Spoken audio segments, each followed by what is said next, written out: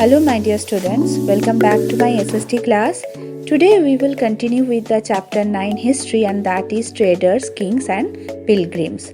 In previous classes we have discussed about the trade and traders, kingdoms along the coast. Today in this video we will learn the story of Silk Route, the spread of Buddhism, the quest of the pilgrims and the beginning of the Bhakti. Now we are going to discuss our first topic, and that is the story of Silk Route.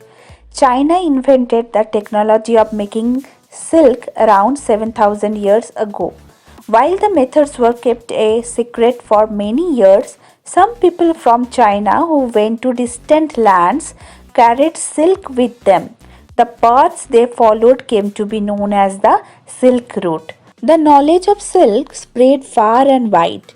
Rulers and rich people in Rome began to wear silk. Some of the rulers of the earlier times tried to control the Silk Route for collecting taxes, tribute, and gifts bought by the traders. The Indian rulers who controlled the Silk Route were the Kushanas. They ruled over Central Asia and Northwest India around 2000 years ago.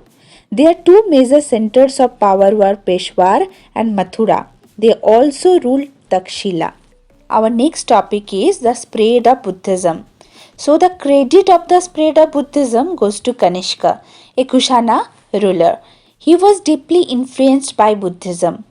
Okay, so that's why he organized a Buddhist council where scholars met to discuss various matters. A new form of Buddhism, that is Mahayana Buddhism, developed. Now statues of the Buddha were made. Bodhisattvas were supposed to be people who had attained enlightenment. Remember my children, Mahayana Buddhism is having two prominent features. So first feature is the statue of Buddha were made right now. तो पहले क्या था, पहले था बुद्धा का presence दिखाने के लिए स्कल्पचर यूज़ करते थे, एनग्रेव्ड कोई भी स्कल्पचर यूज़ करते थे. सेकेंड फीचर्स है बिलीव इन बोधिसत्वा. तो जिसको नॉलेज और एनलाइटमेंट मिल जाता था वो कंप्लीट मेडिटेशन में चले जाते थे. Buddhism spread throughout Central Asia, China, and later to Korea and Japan. It spread to Western and Southern India too. It also spread to Sri Lanka, Myanmar, and Thailand. Our next topic is the quest of pilgrims. So what is the meaning of pilgrims? Pilgrims are men and women who undertake journeys to holy places in order to offer worship. Along with travelers, pilgrims also traveled. The Chinese Buddhist pilgrims such as Fa Yen, Yuan Zhang, and Ai Qing became very popular on that time. Let's move to the last topic for today's class, and that is the beginning of Bhakti. Bhakti comes from the Sanskrit term vaj, meaning to divide or share. This suggests an intimate two-way relationship between the deity and the devotee.